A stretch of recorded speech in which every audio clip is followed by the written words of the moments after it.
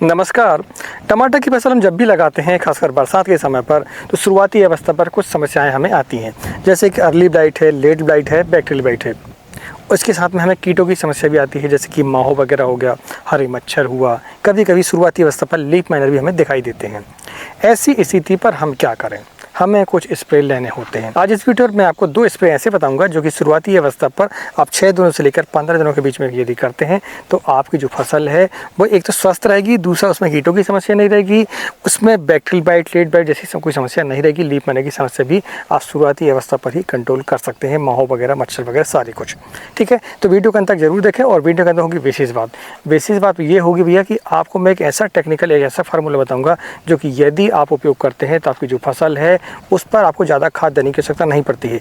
एक बार आप उसकी ड्रिंचिंग करेंगे, आप यकीन मानिए आपकी जो फसल है वो ज़मीन पर से ही जो उपलब्ध है आपके पोषक तत्व, उनसे ही वो अपना काम चला लेती है। तो चलिए वीडियो की शुरुआत करते हैं। मैं हूं राकेश साहू, आप देख रहे हैं एग्री जीवन बातें किसान की। जानकारी पसंद आए तो वीडियो को लाइक करें और चैनल को सब्सक्राइब जरूर करें। सबसे पहले हम ये जानते हैं कि जब हम स्प्रे करने वाले हों तो हमें दवा का इस्तेमाल कैसे करना है, हमें कैसे घोलना है दवा को, क्योंकि बहुत ही महत्वपूर्ण है ये। काफ़ी किसान भाई हमारे जो नए किसान हैं खासकर, वो ये समझ नहीं पाते कि यार हमें पहले इंसेक्टिसाइड डालना है, पहले फंगीसाइड डालना है, खाद कब डालना है, सिलिकॉन चिप को कब डालना है, ये उन्हें जानकारी नहीं हो पाती है और वो अपना नुकसान कर बैठते हैं। होता ये है कि अगर हम गलत सीरीज पर अगर दवा को डालते हैं तो फिर हमारी जो दवा है वो फट जाती है। इसलिए हमें पहले ये समझना होगा कि हमें दवा कैसे इस्तेमाल करनी है। तो सबसे पहले आपको 200 लीटर पानी लेना है।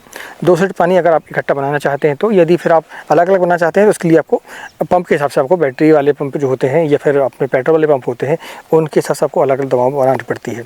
तो यदि हम इकट्ठा दवा बनाते हैं तो उसके लिए हमें 200 लीटर पानी लेना है। एक बैरल ले आप, जो भी आपको लेना है।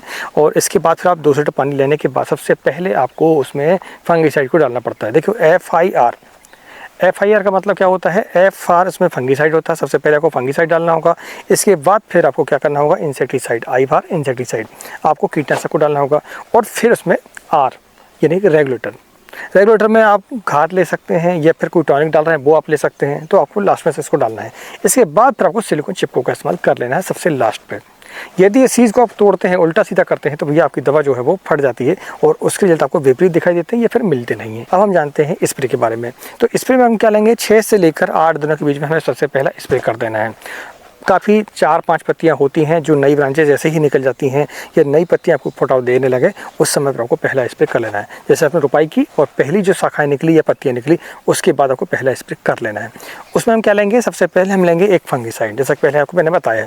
फंगीसाइड में हम लेंगे रेडोमिल गोल्ड। जैसे कि आपको मैंने पहले बताया कि पहले हमें फंगीसाइड का इस्तेमाल करना पड़ता है। तो रेडोमिल गोल्ड जो मात्रा है उसको हम लेंगे, अगर हम 200 लीटर पानी की बात करते हैं तो उसमें हमें 500 ग्राम लेना है, आधा kg लेना है। यदि हम 20 लीटर टंकी की बात करते हैं, पर्टिकुलर पंप की बात करते हैं, उसमें हमें लेना है भैया 50 ml, एक पाउच आता है, उसको आपको डाल देना है। इसके बाद हमें लेना है अलीका में क्या होता है? एक तो थाइमाथाक्सम होता है और दूसरा सब लैंडासाइथ्रिन होता है।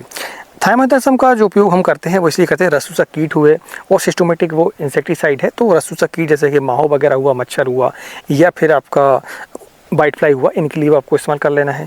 दूसरे से लैंडासाइथ्रिन जो होता है वो कैटरपिलर यानी कि जो पत्ती काटने वाले जो आपके कीड़े होते हैं, इल्लियाँ वगैरह, उन्हें वो कंट्रोल करता है काफ़ी हद तक। लीफ माइनर के जो कीट होते हैं उन्हें भी काफ़ी हद तक वो कंट्रोल करता है। तो आपको अलीका का इस्तेमाल कर लेना है। इसकी जो मात्रा है, अगर आप 200 लीटर पानी की बात करते हैं तो उसमें 200 ml लेना है। और यदि आप 20 लीटर टंकी पर इस्तेमाल करना चाहते हैं तो आपको 20 ml का इस्तेमाल कर लेना चाहिए। तो इस तरीके से इंसेक्टिसाइड कंप्लीट हो जाता है। अब बचता है आपका क्या?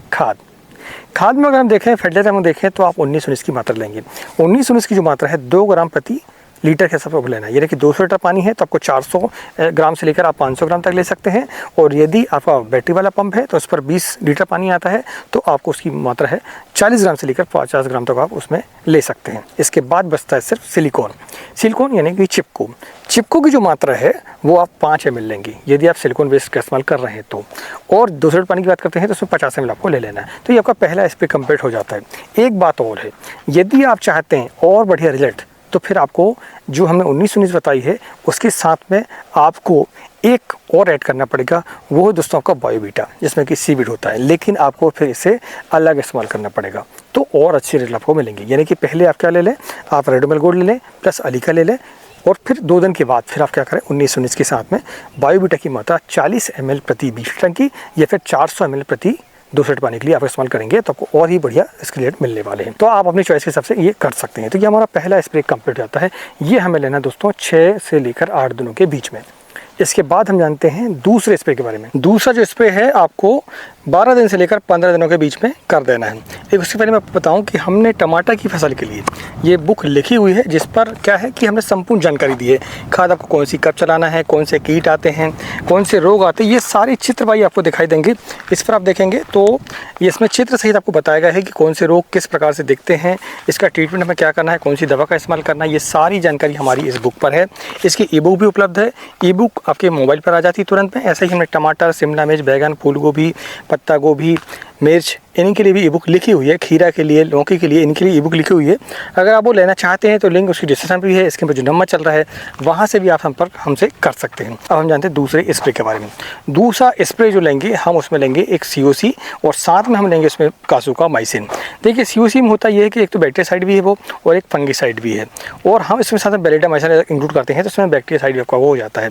तो आप लेंगे कोनिका। कोनिका में ये दोनों तत्व पाए जाते हैं। अगर आप COC लेते हैं, ब्लू कॉपर लेते हैं, तो उसके साथ में फिर आपको अलग से कासुकामाइसिन को इंक्लूड करना पड़ेगा। तो अगर हम कोनिका लेते हैं तो उसकी जो मात्रा है 250 ग्राम प्रति 200 लीटर पानी के लिए, और आपका 25 ग्राम प्रति 20 लीटर पानी के लिए आपको इस्तेमाल कर लेना है। अगर आप COC लेते हैं, कॉपर ऑक्सीक्लोराइड लेते हैं, तो आपको 400 ग्राम प्रति 200 लीटर पानी और 40 ग्राम प्रति पंप के हिसाब से आपको इस्तेमाल कर लेना चाहिए। साथ में बेलिडामाइसिन की जो मात्रा है 300 ml प्रति आपका 200 लीटर पानी और 30 ml प्रति पंप के हिसाब से आपको इस्तेमाल कर लेना चाहिए। आपको मैंने दोनों डोज आपको बता दिए हैं। इसके साथ हम लेंगे इमिडाक्लोपिड। इमिडाक्लोपिड कॉम्प्यूटर के नाम से मार्केट पर आपको मिल जाता है, आप किसी कंपनी का भी ले सकते हैं। इसमें जो मात्रा है अगर 200 लीटर पानी के लिए देखें तो 100 ml, और अगर 20 लीटर टंकी की बात करते हैं तो फिर उसमें आपको 10 ml का इस्तेमाल कर लेना है। इसके साथ हम लेंगे 1261। 1261 में 12% नाइट्रोजन होता है और 61% होता है आपका फास्फोरस। ये आपके पौधे को काफ़ी हद तक आपकी बढ़वार भी लाता है और तनों को मजबूत भी करता है, क्योंकि इसमें फास्फोरस होता है 61%, यानी कि प्रचुर मात्रा पर होता ही है। तो 1261 की जो मात्रा है आप लेंगे 3 ग्राम प्रति पंप के हिसाब से, यानी कि अगर 20 टंकी है तो आपको 60 ग्राम लेना है। अगर आपका वो 200 लीटर पानी है तो फिर आपको 600 ग्राम लेना है। ये आपको स्प्रे की डोज आपने बता दी है। तो ये अगर ये आप स्प्रे करते हैं तो वो काफ़ी फ़ायदा होने वाला है। इसके साथ आपको सिलिकॉन लेना पड़ेगा। सिलिकॉन यानी कि चिप को जैसे हम बोलते हैं, इसमें वैसे ही अगर आप चाहें तो 1261 को अलग से स्प्रे कर सकते हैं। 1261 जब आप लेंगे तो 200 लीटर पानी के लिए 1261 लेने आप 500 ग्राम से लेकर 600 ग्राम तक। साथ में आप लेते हैं इसमें ईसाबियम, जिसमें कि अमीनो एसिड होता है। आप किसी भी कंपनी का आप ले सकते हैं अमीनो एसिड को, उसकी जो मात्रा है आप कंपनी के हिसाब से ले सकते हैं। तो अगर आप अलग से करते हैं तो आपको काफ़ी फायदा इसमें होने वाला है, थोड़ा सा और बूस्ट इसमें पौधे को मिल जाता है। अब हम जानते हैं इस वीडियो की विशेष बात। विशेष बात क्या है? विशेष बात दोस्तों ये है कि हमारी ज़मीन पर पहले से चाहे नाइट्रोजन कहें, फास्फोरस कहें, पोटास कहें, ये सारे पोषक तत्व पहले से उपलब्ध होते हैं, लेकिन हमारा जो पौधा उसे अपटेक नहीं कर पाता है, जड़ों से वो ले नहीं पाता है और हमारा पौधा जो है वो वीक रह जाता है। तो उसके लिए हमें एक ट्रीट करना पड़ता है। तो उसके लिए हम क्या करेंगे? उसके लिए हम लेंगे बैक्टीरिया, जो कि नाइट्रोजन के बैक्टीरिया होंगे, फास्फोरस के बैक्टीरिया होंगे और साथ में पोटास के बैक्टीरिया होंगे।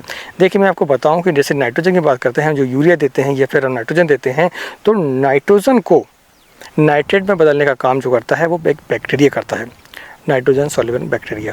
जब तक आपकी ज़मीन पर बैक्टीरिया नहीं होंगे, आप कितना ही नाइट्रोजन दे दें उसका फ़ायदा आपको नहीं मिलने वाला। इसलिए आपको अपनी ज़मीन पर ड्रिप के माध्यम से या फिर ड्रेंचिंग के माध्यम से NPK कंसोडिया को डालना पड़ेगा, यानी कि N for nitrogen, P for आपका फास्फोरस और K फॉर पोटास के बैक्टीरिया को डालने पड़ेंगे। अगर आपके ये डालते हैं तो आपको काफ़ी फ़ायदा इसमें होने वाला है। जो भी आप खाद देंगे पौधा उसे सीधे अपटेक करता है। ऐसे ही जिंक के भी आपके बैक्टीरिया आते हैं, सारे बैक्टीरिया आते हैं, आपको इस्तेमाल कर लेना चाहिए। तो ये जानकारी वो कैसे लिए प्लीज़ हमें कमेंट करके ज़रूर बताएं। और आपके एरिया पर टमाटर की कैसी लगवाड़ी है, क्या लग चुका है या फिर लगने वाला है, कौन सी वैरायटी लगा रहे हैं, आप हमें कमेंट के माध्यम से ज़रूर बताएं। मिलते हैं एक नई वीडियो में एक नई जानकारी से। तब तक नमस्कार। जय हिंद, जय किसान, जय जवान।